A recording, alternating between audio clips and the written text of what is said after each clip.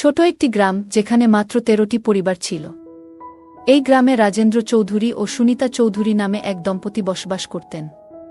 তাদের মেয়ে তানিশা এবার মাধ্যমিক পরীক্ষায় অংশগ্রহণ করতে চলেছিল। তানিশা পড়াশোনায় খুব ভালো না হলেও দেখতে খুব সুন্দর ছিল। গায়ের রং ছিল অনেক ফর্সা। তাদের পরিবারে দারিদ্র্য ছিল, কিন্তু তানিশার ব্যক্তিত্ব এমন ছিল যে তার সৌন্দর্য সবাইকে মুগ্ধ করত। বলা হয়, ঈশ্বর সকলের জন্য সবকিছু সমানভাবে দেন না, তবে কাউকে বিশেষ কোনো গুণ দিয়ে দেন। তানিশা ছিল খুবই দরিদ্র ঘরের মেয়ে, কিন্তু তার সৌন্দর্য এতটাই নজরকাড়া ছিল যে অনেকেই তার সঙ্গে বিয়ে করার ইচ্ছা প্রকাশ করত। তানিশার একটি খুব ভালো বন্ধু ছিল, তার নাম ছিল প্রিয়া। প্রিয়া ও তানিশা একে অপরের খুব ঘনিষ্ঠ ছিল। তারা প্রতিদিন একসঙ্গে স্কুলে যেত। প্রিয়া ছিল খুবই প্রাণবন্ত এবং সবসময় তানিশাকে উৎসাহ দিত। একটি মফস্বল এলাকার স্কুলে তানিশা ও প্রিয়া নামের দুই বান্ধবী পড়াশোনা করত। তানিশা ছিল খুবই শান্ত স্বভাবের, আর প্রিয়া ছিল চটপটে এবং একটু চালাক প্রকৃতির। স্কুলে প্রিয়ার খুব জনপ্রিয়তা ছিল, কারণ তার সাহসিকতা এবং আত্মবিশ্বাস। সে ২০ জন ছেলে তার প্রতি আকৃষ্ট ছিল, আর এটা নিয়ে প্রিয়া বেশ গর্ববোধ করত। নতুন কোনো ছাত্র স্কুলে যোগ দিলেই প্রিয়া তার আশেপাশে ঘুরে বেড়াত। ধীরে ধীরে ছেলেরা তার সঙ্গে বন্ধুত্ব করতে চাইত এবং তার প্রভাবে পড়ত। তবে প্রিয়া কখনো একজনের সঙ্গে ১০ দিনের বেশি সম্পর্ক রাখত না। এই বিষয়গুলো তানিশার একেবারেই ভালো লাগত না, আর সে পেশমুখী প্রিয়াকে বোঝানোর চেষ্টা করত। কিন্তু প্রিয়া মজা করে বলত, ছেলেরা এমনিতেই পাগল, আর আমাকে এই সুযোগটা নিতে দাও। নতুন জামাকাপড়, টাকা সবকিছুই তো পাই। প্রিয়া আরও বলত যে সে স্কুলের পরীক্ষাগুলোতে এমনভাবেই পাশ করেছে। আমি তো ৮ম থেকে ১০ম শ্রেণী পর্যন্ত এইভাবে পাশ করেছি। একবার আমাদের গণিতের শিক্ষক কৌশিক স্যার আমাকে সাহায্য করেছিলেন। বলার সময় প্রিয়ার গলায় এক ধরনের হাসি ফুটে উঠত। তানিশা অবাক হয়ে তাকে বলত, কিভাবে তুমি এমন কাজ করতে পারো? ওরা আমাদের শিক্ষক। প্রিয়া হেসে উত্তর দিত, গণিত আমার একেবারেই ভালো লাগে না, তাই একটু বুদ্ধি খাটিয়ে কাজ চালিয়েছি। তানিশা আরও প্রশ্ন করত, তাহলে এবার কি করবে? এখন তো বোর্ড পরীক্ষা, সেখানে স্কুলের শিক্ষকেরা আর সাহায্য করতে পারবে না। প্রিয়া উত্তর দিত, দেখি কি হয়, সময়মতো ব্যবস্থা করে নেব। প্রিয়া ও তানিশা একই ক্লাসের ছাত্রী ছিল। একদিন প্রিয়া তানিশাকে বলল, তুই আমার ভালো বন্ধু, তাই বলছি, পরীক্ষার দায়িত্বে যে থাকবেন তিনি আমাদের গণিত শিক্ষক কৌশিক স্যারের পরিচিত।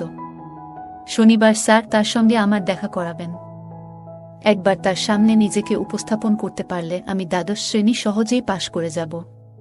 শুধু গণিত নিয়ে একটু টেনশন আছে, বাকি সব আমি সামলে নিতে পারব। এই কথোপকথনের পর তারা দুজনে নিজ নিজ বাড়ি চলে গেল। কিন্তু তানিশার মন থেকে প্রিয়ার কথা কিছুতেই মুছতে পারছিল না। সে নিজের মনে বলল, এটা তো মোটেও সঠিক নয়। প্রিয়া পাগলের মতো আচরণ করছে। এসব করে সে কোথায় যাচ্ছে? আমাদের শিক্ষকেরা এসব ভাবেন কিভাবে? এমন নানা চিন্তা করতে করতে তানিশা ঘুমিয়ে পড়ল। পরের দিন তারা ক্লাসে ছিল। কৌশিক স্যারের ক্লাস শুরু হলো। স্যার মাঝে মাঝে প্রিয়ার দিকে তাকাচ্ছিলেন। ক্লাস শেষে স্যার একে একে সবার হোমওয়ার্ক চেক করতে শুরু করলেন। প্রিয়া হোমওয়ার্ক করেনি। যখন সে স্যারের কাছে গেল, তখন স্যার হোমওয়ার্ক চেক করার ভান করে তার খাতায় একটি চিঠি রেখে দিলেন। স্কুল শেষে প্রিয়া চিঠিটি তানিশাকে দেখিয়ে বলল, দেখ, পরীক্ষায় পাস করার রাস্তা পেয়েছি। কাল কৌশিক স্যার আমাকে তার বাড়িতে ডেকেছেন। পরীক্ষার ইনচার্জও সেখানে আসবেন। একবার তার সঙ্গে দেখা করতে পারলেই আমার গণিত নিয়ে আর কোনো টেনশন থাকবে না। তানিশা অবাক হয়ে বলল, প্রিয়া, এসব কেন করছিস? একটু চেষ্টা করে নিজে পড়াশোনা করলেই তো পাশ করতে পারিস। তানিশা তাকে বোঝানোর অনেক চেষ্টা করল, কিন্তু প্রিয়ার ওপর কোনো প্রভাব পড়ল না। উল্টো প্রিয়া বলল, সব ঠিক হয়ে যাবে, দেখিস। কাল তুই আমার সঙ্গে চল। তানিশা কড়া সুরে বলল, আমি আর তোর সঙ্গে যাব না। তুই যা করার কর, আমাকে এসবের মধ্যে টানবি না। প্রিয়া কিছুক্ষণ চুপ করে থেকে বলল, ঠিক আছে, স্যারের বাড়ির কাছেই একটা মাঠ আছে, তুই সেখানে থাকিস। প্রয়োজন হলে আমি তোর কাছে চলে আসব। তানিশা অনিচ্ছা সত্ত্বেও রাজি হয়ে গেল। এরপর তারা দুজনে নিজেদের বাড়ি ফিরে গেল। শনিবার দুপুরের দিকে প্রিয়া বাড়ি থেকে বেরিয়ে পড়ল। সে তানিশাকে বলেছিল, আমি গণিতের সমস্যার সমাধান করতে যাচ্ছি, তুই আমার জন্য প্রার্থনা কর। তানিশাকে সঙ্গে নিয়ে প্রিয়া বের হল এবং কৌশিক স্যারের বাড়ির পথে চলল। পথে একটি খালি জমির কাছে পৌঁছে প্রিয়া ব্যাগ থেকে মেকআপের সামগ্রী বের করে সাজগোজ করল। এরপর তানিশাকে সেখানে অপেক্ষা করতে বলে স্যারের বাড়ির দিকে রওনা দিল। কৌশিক স্যার প্রিয়াকে দেখে উচ্ছ্বাস প্রকাশ করলেন এবং বললেন, প্রিয়া, তোমার জন্যই তো অপেক্ষা করছিলাম। পরিচিত হও, ইনি অয়ন স্যার। তিনি আমাদের স্কুলের বোর্ড পরীক্ষার চেকার। তোমার গণিতের সমস্যার সমাধান তিনিই করবেন। কৌশিক স্যার হেসে বললেন, প্রিয়া আমাদের সবচেয়ে মেধাবী মেয়ে, তবে গণিতে একটু দুর্বল। অয়ন স্যার, এর জন্য যা যা প্রয়োজন আপনি সব করবেন, তাই না? প্রিয়া লজ্জায় মাথা নাড়ল। অয়ন স্যার তাকে বলেন, দেখো, আজ যা কিছু হবে তা এখানেই শেষ হবে। বাইরের কেউ যেন কিছু না জানে। প্রিয়া বুঝতে পারল যে এখানে তাকে নিজের যোগ্যতা প্রমাণ করার জন্য কিছুটা আপস করতে হবে। কিছুক্ষণ পর স্যারের কথামতো কাজ শেষ হল। প্রিয়া ফিরে এসে বলল, স্যার, আমি কি এখন বাড়ি যেতে পারি? আমার বান্ধবী বাইরে অপেক্ষা করছে। কৌশিক স্যার জিজ্ঞেস করলেন, তোমার বান্ধবী কে? প্রিয়া বলল, তানিশা। স্যার হেসে বললেন, সে তো খুব ভালো মেয়ে, তার কোনো বিশেষ বন্ধু নেই? প্রিয়া বলল, না স্যার, সে এসব বিষয়ে একেবারে আগ্রহী নয়। কৌশিক স্যার বললেন, তাহলে একটা মজার কথা বলি, আমাদের রসায়নের দেশমুখ স্যার তাকে পছন্দ করেন। প্রতিদিন তার নাম নিয়ে কথা বলেন। তাকে জানিয়ে দিও সে যেন একটু খেয়াল রাখে। প্রিয়া মাথা নেড়ে রাজি হল এবং চলে গেল। বাইরে এসে প্রিয়া তানিশার দিকে তাকিয়ে বলল, চল বাড়ি ফিরে যাই। তানিশা অবাক হয়ে শুধুই তাকিয়েছিল, কিছু বলল না। কৌশিক স্যারের বাড়ি থেকে বের হওয়ার পর প্রিয়া ভাবতে লাগল, তানিশাকে কি সব জানানো উচিত হবে। ও মনে মনে বলল, তানিশার তো সবকিছু নিয়ে মজা লুটে যাওয়ার স্বভাব। তবে ওরও তো রসায়নের সমস্যা হচ্ছে। একবার যদি তাকে সুযোগ করে দিই, তবে ওরও উপকার হবে। ধীরে ধীরে প্রিয়া তানিশার কাছে এলো। তাকে দেখে তানিশা হেসে বলল, কি রে প্রিয়া, বড়সড় নিবন্ধ লিখতে হলো নাকি? নাকি স্যারকে পুরো একটা গল্প লিখে দিয়ে এলি? প্রিয়া একটু রেগে গিয়ে বলল, তুই মজা নিচ্ছিস না? এত হাসির কি আছে? তানিশা তখন বলল, আচ্ছা আচ্ছা, রাগ করিস না, এবার বল কি হলো। প্রিয়া হালকা হাসি দিয়ে বলল, আজ তো অনেক বড় নিবন্ধ লিখে এলাম। তবে কৌশিক স্যার না, অয়ন স্যার বেশ কঠোর মানুষ। তবে তিনি ভালো, একটু কড়া, কিন্তু খারাপ লাগেনি। আর হ্যাঁ, তোর জন্য একটা চমক আছে। তানিশা অবাক হয়ে বলল, চমক? কি রে, এত উচ্ছ্বাস কেন? প্রিয়া মজা করে বলল, ধীরে ধীরে বলবো। তবে আগে বল, তুই এত উৎসাহিত কেন? তানিশা হাসতে হাসতে বলল, তুই যা বলছিস তা শোনার পর মনে হচ্ছে পুরো গল্পটাই খুব মজার। তবে কৌশিক স্যার কি ওখানে ছিলেন? প্রিয়া হেসে বলল, তুইও পাগল, সবকিছু কি জানতেই হবে তোকে? তানিশা একটু থেমে বলল, তোর কথা শুনে মনে হচ্ছে তুই একটু সমস্যায় পড়েছিস। তবে বল, সব ঠিক আছে তো? প্রিয়া বলল, ও একটা কথা বলি, একবার তুইও অভিজ্ঞতা নিয়ে দেখ, তখন সব বুঝবি। তানিশা মাথা নেড়ে বলল, আমার মতো একজন সাধারণ মেয়েকে দেখবে কে? তুই যা বলছিস তাতে আমার তো কিছু হবে না। প্রিয়া মুচকি হেসে বলল, তুই সাধারণ হতে পারিস, কিন্তু তাদের চোখে তা নয়। এসব মানুষ আসলে মজা নেয়। তানিশা একটু রেগে বলল, আচ্ছা চুপ কর, আজ তোর অনেক কথা শুনলাম, তুই এখনো স্বপ্নে আছিস? প্রিয়া হেসে বলল, হ্যাঁ রে, স্বপ্নেই আছি।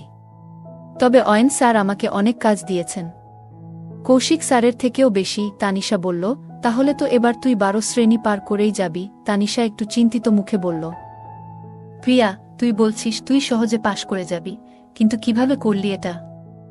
আমি তো খুব চিন্তায় আছি। প্রিয়া হাসতে হাসতে বলল, তুই এত চিন্তা করছিস কেন?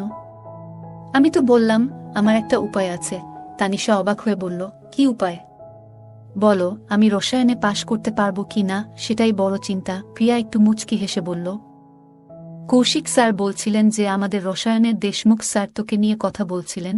তানিশা চমকে উঠে বলল, কি? কৌশিক স্যার এমন বলছেন? কেন? প্রিয়া হেসে উত্তর দিল, হ্যাঁ, স্যার নিজেই বললেন। দেশমুখ স্যার নাকি তোর পড়াশোনার দিক থেকে বেশ আগ্রহী। তানিশা চিন্তিত মুখে বলল, আমারও মনে হচ্ছিল দেশমুখ স্যার আমাকে লক্ষ্য করছে। কয়েকবার তো আমাকে আলাদা করে কথা বলার চেষ্টা করেছে। প্রিয়া মজা করে বলল, তাহলে যা, তার সঙ্গে কথা বল। আর একবার যদি তিনি সাহায্য করেন তাহলে তুইও পাশ করে যাবি।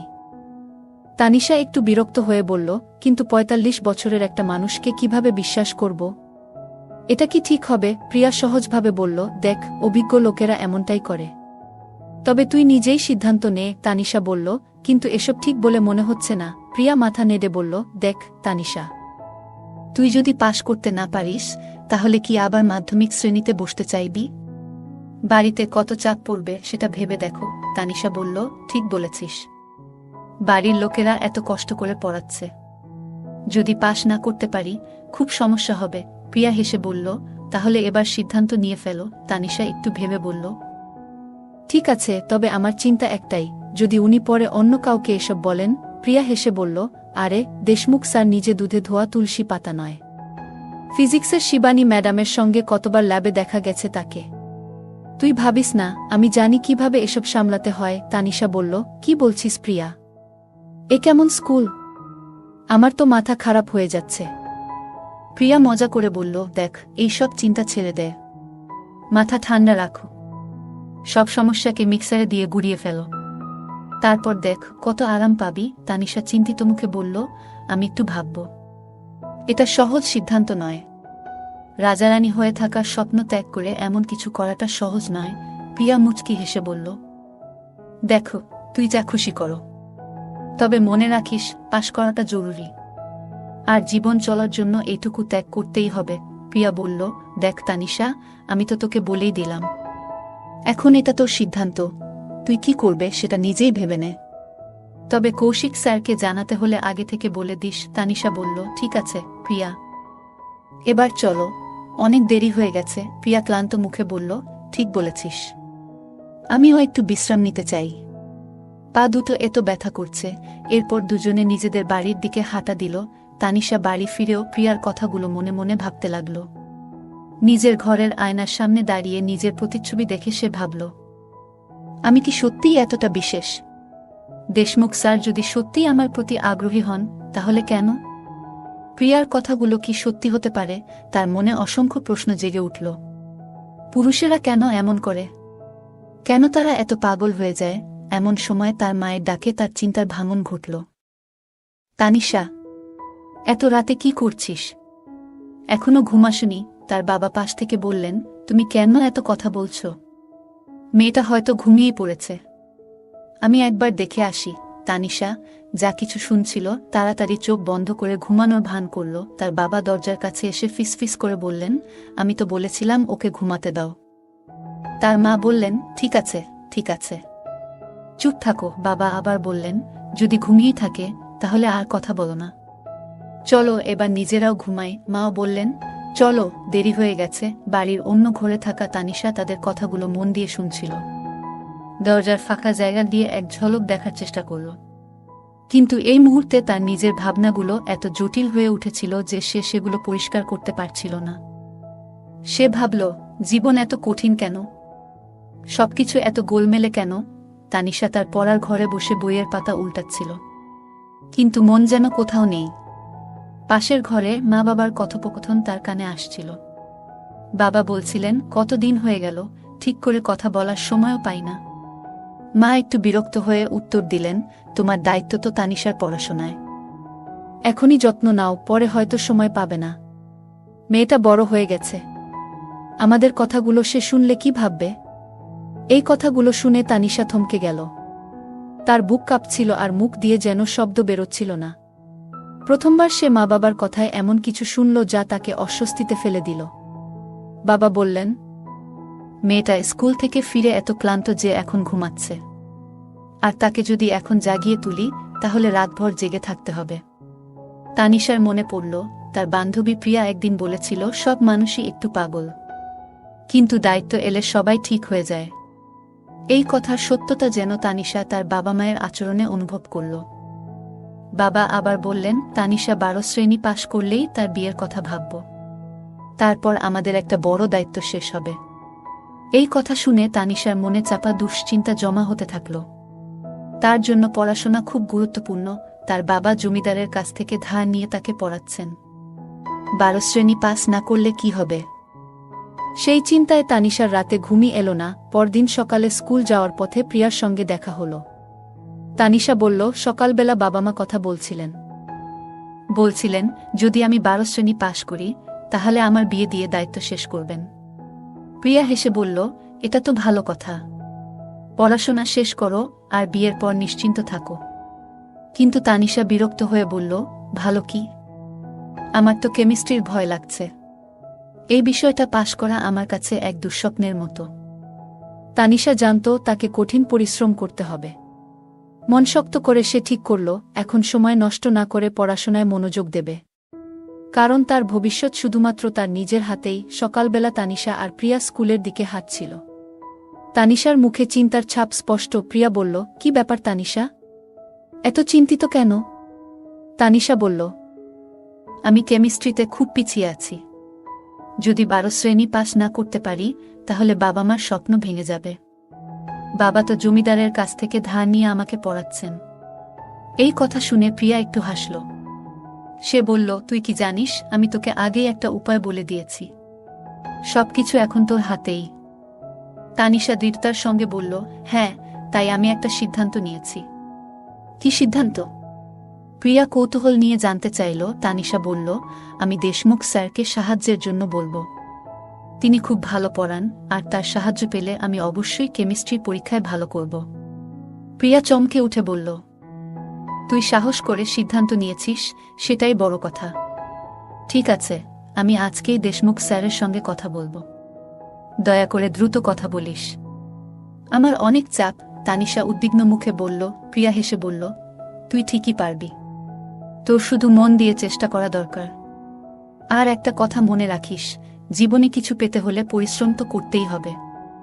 তানিশা বলল, ঠিক আছে, এখন তোর এই ডায়লগ বন্ধ করো। চল স্কুলে যাই। স্কুলে পৌঁছে প্রিয়া দেশমুখ স্যারের সঙ্গে দেখা করল। স্যার তার চেম্বারে ছিলেন। প্রিয়া ঢুকে বলল, স্যার, আপনার কাছে একটা ভালো খবর আছে। দেশমুখ স্যার বললেন, কি ভালো খবর, বলো। প্রিয়া উত্তেজিত হয়ে বলল, স্যার, তানিশা আপনার গাইডেন্স নিতে প্রস্তুত। আপনি ওকে কেমিস্ট্রিতে সাহায্য করলে ও নিশ্চয়ই পাশ করবে। দেশমুখ স্যার খুশি হয়ে বললেন, এটা খুব ভালো খবর।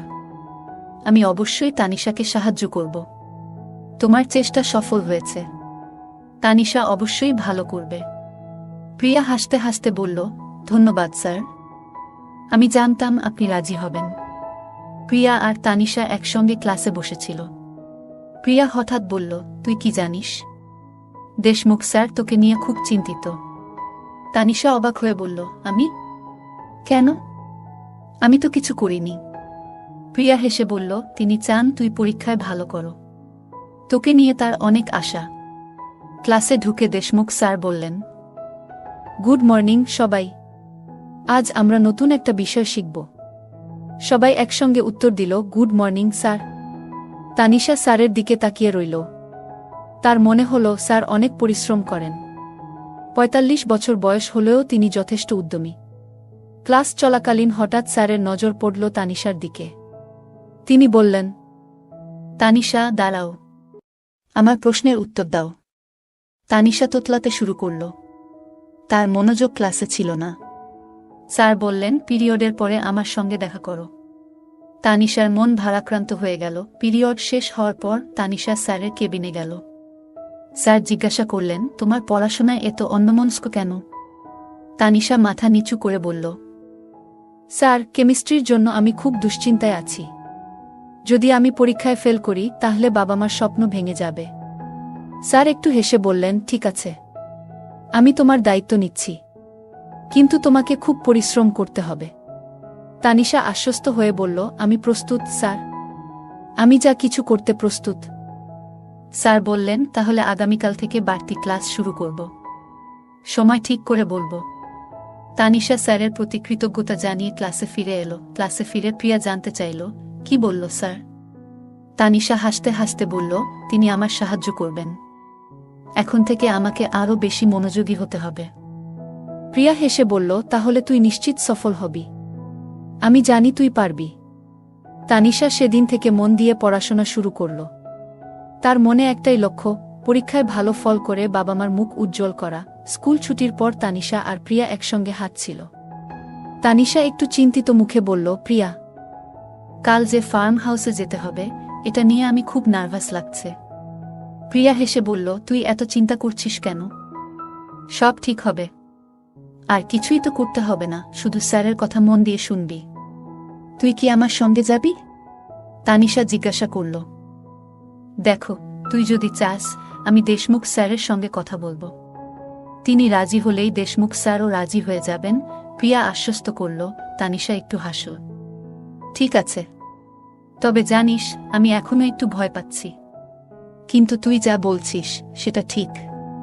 প্রিয়া আবার হেসে বলল, তুই দুশ্চিন্তা করিস না, আজ রাতে ঠিক মতো ঘুমাস, কাল সকালে উঠে তৈরি হয়ে নিস, আমাদের ফার্ম হাউসে যেতে হবে। তানিশা মজা করে বলল, তুই এই বিষয়ে একেবারে পিএইচডি করে বসে আছিস মনে হয়। প্রিয়া গর্বের সঙ্গে বলল, তাই তো, এত অভিজ্ঞতা কি এমনি এমনি হয়েছে? এই মজার কথার মাঝেই তারা বাড়ির পথে রওনা দিল। তানিশা বাড়ি ফিরে নিজের কাজগুলো তাড়াতাড়ি শেষ করল। রান্নাবান্না সেরে বাসন ধুয়ে একেবারে গুছিয়ে শুয়ে পড়ল। সকালে তানিশা খুব ভোরে উঠল। নিজের সমস্ত কাজ শেষ করে ফ্রেশ হয়ে মনে মনে বলল, আজ একটা নতুন দিন, নিজেকে প্রমাণ করার দিন। সে প্রিয়ার বাড়ির দিকে গেল।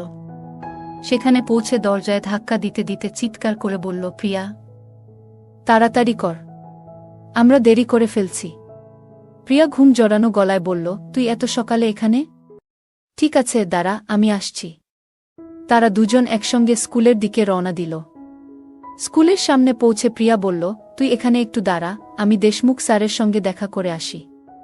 কিছুক্ষণ পরে প্রিয়া ফিরে এসে জানালো, সব ঠিক হয়ে গেছে, আমার সেই স্যার আর দেশমুখ স্যার দুজনেই আসছেন।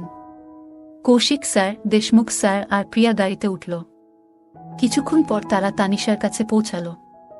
সবার সঙ্গে তানিশাও গাড়িতে উঠল। তাদের গন্তব্য ছিল গ্রামের বাইরে থাকা এক শান্ত ফার্ম হাউস। ফার্ম হাউসে পৌঁছে দেশমুখ স্যার আর প্রিয়া একটি আলাদা ঘরে গেলেন। তানিশা আর কৌশিক স্যার একটি রুমে বসে পড়াশোনা নিয়ে আলোচনা শুরু করল। ফার্ম হাউসে পৌঁছানোর পর দেশমুখ স্যার এবং প্রিয়া একটি ঘরে গেলেন। দেশমুখ স্যার তানিশাকে নিয়ে অন্য একটি ঘরে ঢুকলেন। ঘরে ঢুকে তানিশা চারপাশটা দেখল। মেঝেতে নরম কার্পেট, জানালা দিয়ে আসা হালকা বাতাস, সবকিছু যেন স্বপ্নের মতো মনে হচ্ছিল। নিজের ভেতরে একটু নার্ভাস অনুভব করছিল তানিশা। ভাবছিল, পরীক্ষায় পাস করার জন্য আমি যে সিদ্ধান্ত নিয়েছি তা কি সঠিক? আমি কি ঠিক পথে আছি? এমন সময় দেশমুখ স্যার জিজ্ঞাসা করলেন, তানিশা, তুমি কি একটু ভয় পাচ্ছ? তানিশা সৎভাবে উত্তর দিল, হ্যাঁ স্যার, একটু তো লাগছেই। দেশমুখ স্যার হেসে বললেন, দেখো, ভয়ের কিছু নেই, আমি তোমাকে সাহায্য করার জন্যই এখানে এসেছি। তুমি মন দিয়ে পড়াশোনা করো, বাকিটা আমি দেখব। তানিশা কিছুটা শান্ত হল। সে জিজ্ঞাসা করল, স্যার, আপনি কি নিশ্চিত আমি পাস করতে পারব? দেশমুখ স্যার দৃঢ়ভাবে বললেন, হ্যাঁ, আমি প্রতিশ্রুতি দিচ্ছি যে তোমার পাস করা আমার দায়িত্ব। তবে একটা কথা মনে রাখবে, পরিশ্রম ছাড়া কোনো কিছুর ফল পাওয়া যায় না, তাই মনোযোগ দিয়ে কাজ করো। তানিশা মাথা নেড়ে সম্মতি জানাল। সে অনুভব করল তার ভয়ের পরিবর্তে ধীরে ধীরে আত্মবিশ্বাস বাড়ছে। ঘরটির নিরিবিলি পরিবেশে দেশমুখ স্যার পড়াশোনার পরিকল্পনা শুরু করলেন। তানিশাও মন দিয়ে তার নির্দেশ শুনতে শুরু করল। দেশমুখ স্যার তানিশার দিকে তাকিয়ে বললেন, জীবনে কোনো কিছু বিনা পরিশ্রমে পাওয়া যায় না। আজ তোমার সুযোগ এসেছে নিজেকে প্রমাণ করার। তুমি কি প্রস্তুত? তানিশা নীরবে মাথা নাড়ল। তবে তার মনের ভেতর এক ধরনের অজানা ভয় কাজ করছিল। দেশমুখ স্যার পাশে বসে তাকে আশ্বস্ত করলেন, তানিশা, মনোযোগ দাও, পরীক্ষায় ভালো ফলাফল করার জন্য এই পড়াশোনা খুব জরুরি। আমি জানি তোমার ভেতর সাহস আছে, তাই তুমি এটা করতে পারবে।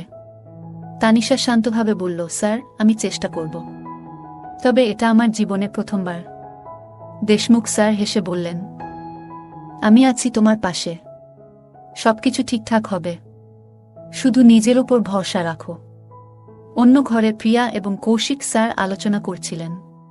তাদের কথার শব্দ এই ঘরেও শোনা যাচ্ছিল।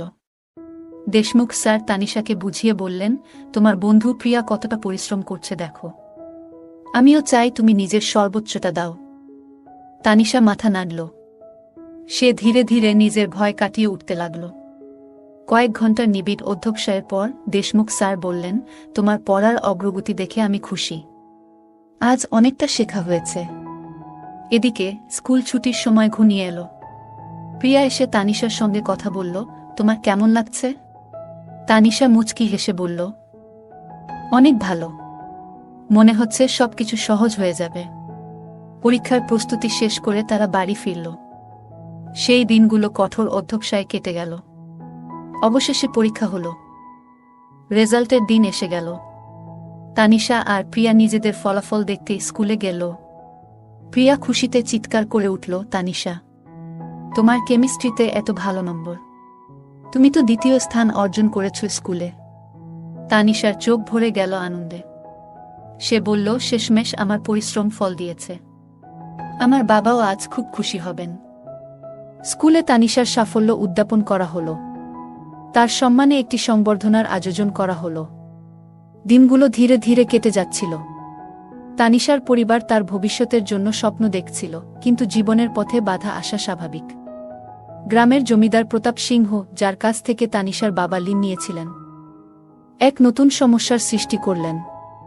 তানিশা এবং তার পরিবারকে এখন সেই চ্যালেঞ্জ মোকাবিলা করতে হবে। তানিশার বাবা রাজেন্দ্র চৌধুরী নিজের মেয়ের পড়াশোনার খরচ চালানোর জন্য গ্রামের জমিদার প্রতাপ সিংহের কাছ থেকে ঋণ নিয়েছিলেন।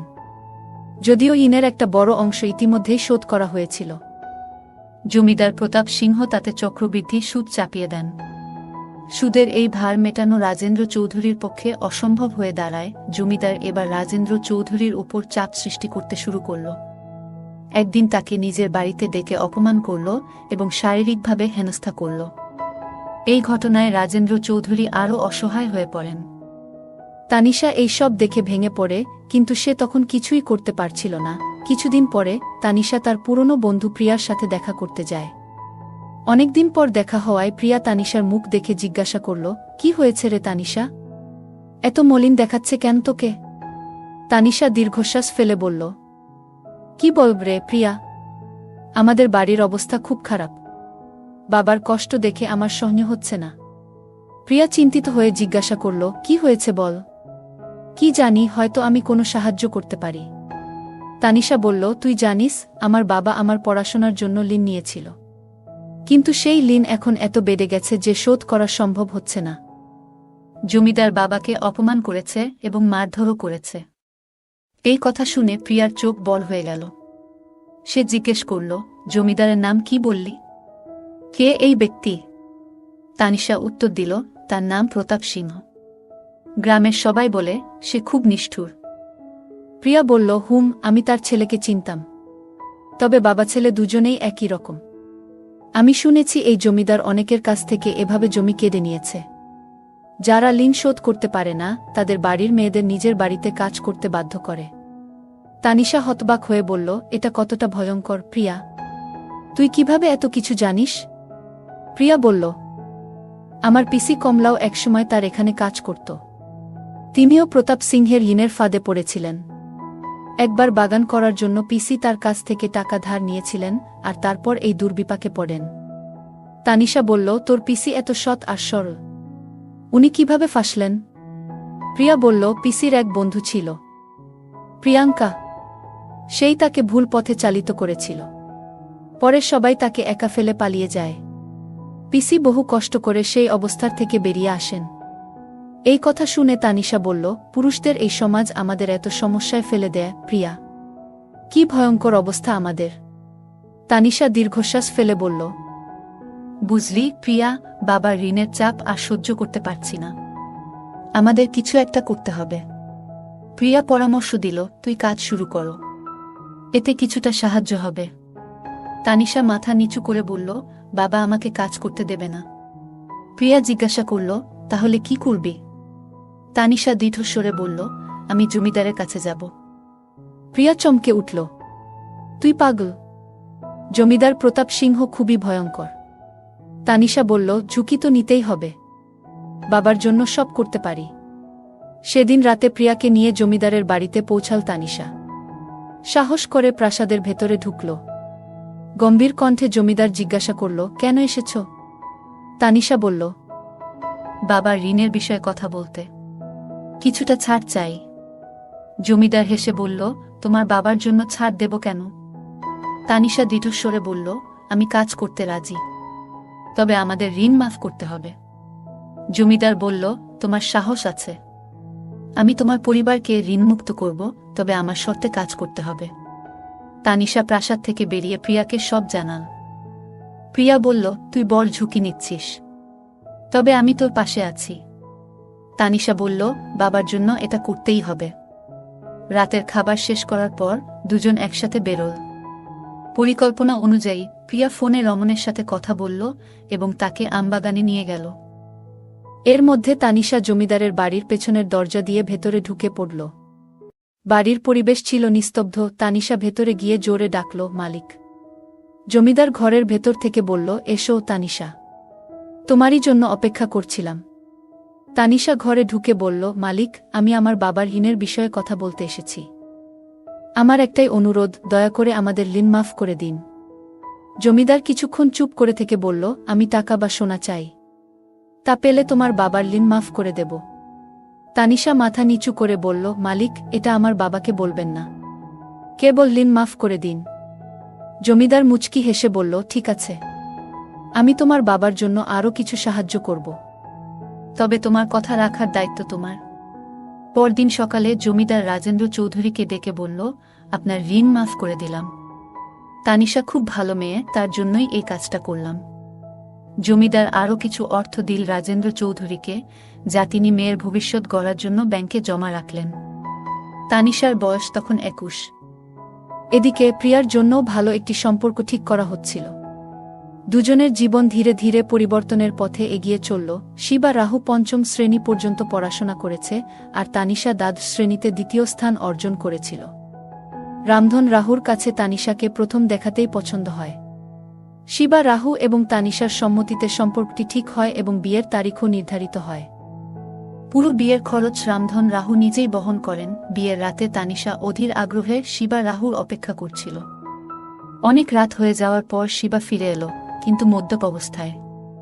এটি দেখে তানিশার মন ভেঙে যায়, কারণ তার বিয়ের রাত নিয়ে অনেক স্বপ্ন ছিল।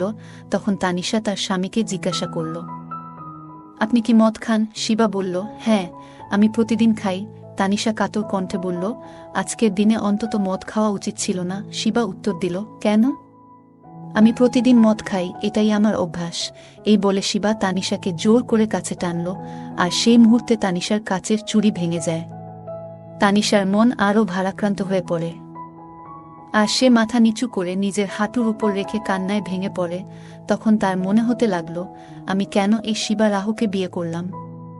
এটা কি মানুষ নাকি পশু? তানিশা তার শৈশবের বাড়ির কথা মনে করতে লাগল এবং কান্না করতে করতে ঘুমিয়ে পড়ল। বিয়ের পর তানিশা বুঝতে পারে তার অধিকারগুলো তাকে দেয়া হচ্ছে না। শিবা শুধুমাত্র তার নিজের প্রয়োজনে তানিশার কাছে আসে। একদিন সকালে শিবা আবারও রাগী স্বরে তানিশাকে ডেকে তার ঘরে আসে। তানিশা বাইরে বসেছিল, আর তার শ্বশুর রামধন রাহু যোগ ব্যায়াম করছিলেন। তানিশা ধীরে ধীরে তার শ্বশুরের কাছে গিয়ে বলল, বাবা, আপনি প্রতিদিন যোগ ব্যায়াম করেন? রামধন রাহু হাসি মুখে বললেন, হ্যাঁ বুমা। আর তুমি এত সকালে উঠে পড়লে কেন? তানিশা বলল, ঘুম আসছিল না, তাই বেরিয়ে এলাম। রামধন বললেন, বাইরে ঠান্ডা আছে, ঘরে গিয়ে বিশ্রাম করো। তানিশা হেসে বলল, আমার ঠান্ডা লাগছে না বাবা, আপনি তো অনেক ফিট দেখাচ্ছেন। আপনার বয়স কত?